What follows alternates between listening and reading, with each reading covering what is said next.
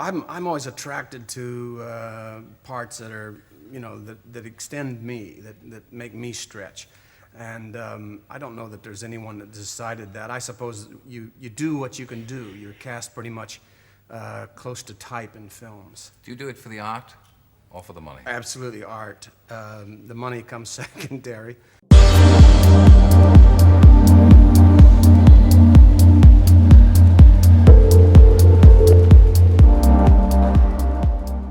Hello everyone, this is Pico Entertainment and we are back again, and here now we have another video for you, and it is with great sadness that we have to remark on the news that legendary actor Gene Hackman has passed away at the age of 94 years old. Now the news broke early on Thursday the 27th of February 2025, where both the 94-year-old actor and his wife Betsy Arakawa were found dead in their Santa Fe home in New Mexico, where their dog was also found dead. Whilst the cause of death has not been confirmed, the police have reiterated that there was no foul play committed, though there are further investigations taking place. So it's very sad news, and lots of tributes and condolences have been flooding in from all celebrities and critics and movie fans all over the world, and rightly so, as any movie fan, pundit, commentator should and would instantly know that Gene Hackman is one of the all-time true great screen performers within the industry. I'd absolutely rank him within that true elite leading actor group of legends from the likes of Al Pacino, Robert De Niro, Jack Nicholson and Clint Eastwood. Gene Hackman truly was that special. So when we look back at the beginning of his life and his career, we go back to the year of 1930 on the 30th of January when he was born in California. And at 16 years old, he enlisted into the US Marine Corps, serving there for 4 years. He eventually forged his path into acting within the early 1960s, taking a whole host of Broadway and television roles. He made early inroads within the 1970s with movies such as I Never Sang for My Father and Doctor's Wives, and by this stage he was already being nominated for Academy Awards. And then the incredible career was truly invigorated with his iconic role as New York detective Jimmy Popeye Doll in the electric, gritty police thriller The French Connection from 1971. As the abrasive, hardened, at times racist and uncompromising policeman, Hackman literally lit up the screen with his vivid portrayal and was rightly awarded the Best Actor Oscar Award in 1971. Incredibly, he was aged 42 at this point, so again a major testament to how no matter what stage you are in your life, you can still make it if you are talented and have the hard work ethic, and he definitely showed signs of that throughout this performance. It's a terrific, iconic, classic film, no doubt about it. And certainly after that, for the next 30 to 40 years, he would perform exemplary in either the lead or supporting roles in some truly famous and incredible films. So following this, he had The Poseidon Adventure, which was a massive hit back in 1972. He then gained even more critical acclaim for Francis Ford Coppola's compelling and very interesting thriller The Conversation in 1974. He would then return to the role of Popeye Doll in the sequel The French Connection 2, 1975, which for me personally is every bit as good as the original, as we see Doyle crossed over to France to track down the master criminal. We do then have to mention his next most iconic role in the godfather of superhero films, and that is of course Superman the movie from 1978, playing the Man of Steel's most famous villain Lex Luthor alongside the immortal Christopher Reeve. Now to be honest, his portrayal of Lex Luthor is not my favourite. It's a bit camp, it's a bit more on the comedic side, nowhere near quite as threatening as I would want Lex Luthor to be, but at the same time it still remains a watchable performance, and that is because of the huge appealing charisma that Hackman brought to the role, providing so many moments of levity and humour throughout the film itself, and it's definitely one of the most charismatic portrayals of the character. And despite the more comedic side of the performance, his Lex Luthor still showed signs of huge ambition with all of the land ownership schemes, and also a daring and bravado. He was every bit as funny within the sequel Superman 2 in 1981, still for me the greatest comic book sequel of all time. Again, it's great to see him pairing off against the likes of Terrence Stamp, General Zod, where again he managed to bring a lot of the humour and lightheartedness.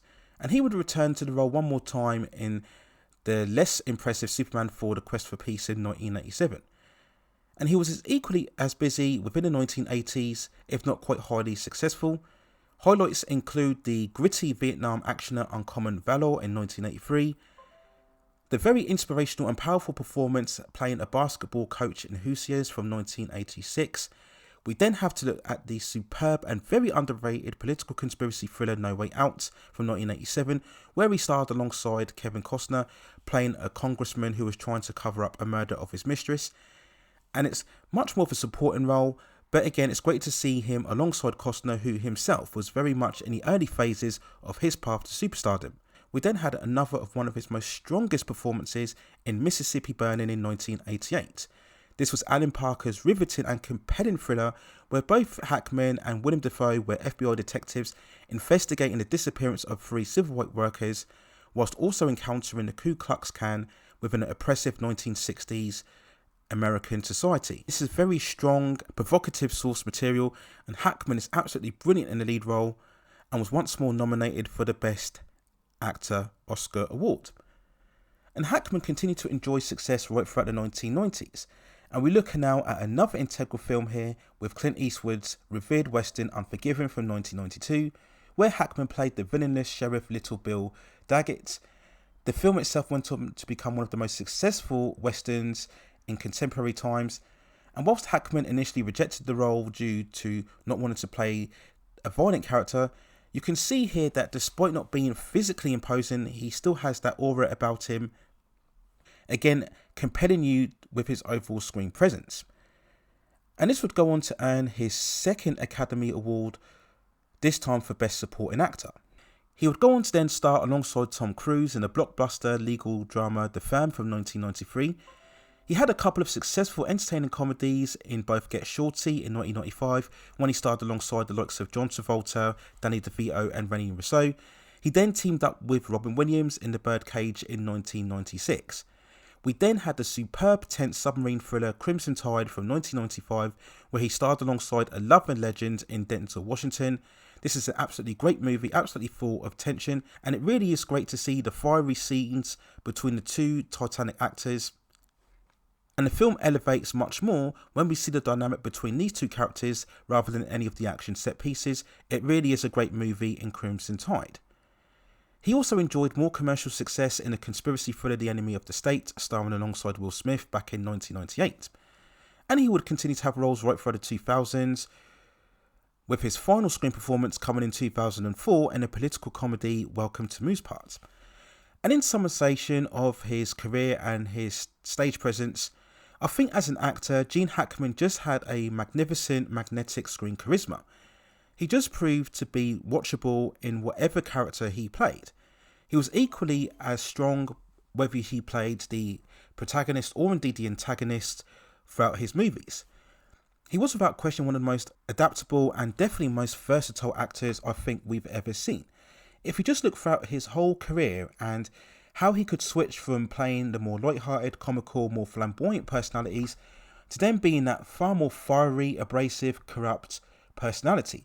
And I really feel that this is probably where he was at his most strongest, playing that more morally ambiguous rogue type of protagonist who would do the things that other people wouldn't be prepared to do, making the difficult decisions, making the tough choices, having that real cynical but ultimately proved to be productive outlook in terms of the overall story.